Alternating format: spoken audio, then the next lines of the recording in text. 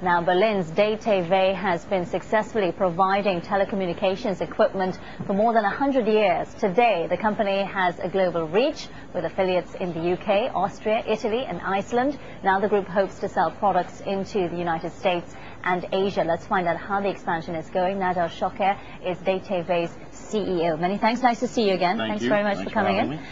Let's start with what the company does, so to familiarize with people who weren't with us the last time. Okay. Our company is involved in the switching of telecommunications equipment in the enterprise mostly, as well as providing OEM products for the carriers in Germany and Switzerland and others for DSL and ISDN access.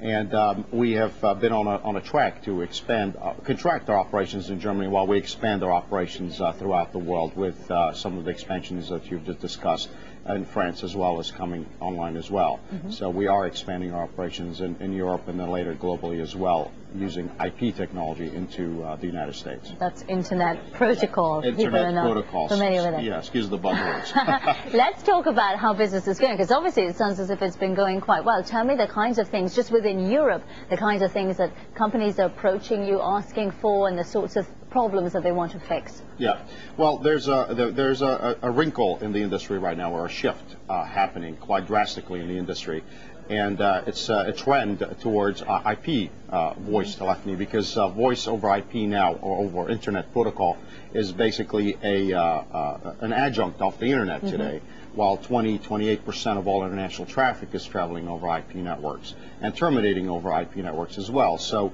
we handle the CPE, or the custom premises equipment, and this is where we see our future line in the customer premises IP linking voice to a human being, basically. Sure. And that's where we're moving towards. What kind of market is that in dollar terms, and what kind of share do you have and do you hope to have? Okay.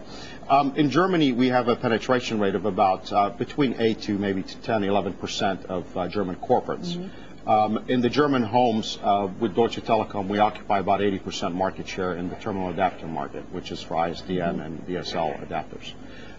We expect the market to be probably in the neighborhood of about 4 to 5 billion globally in the IP world.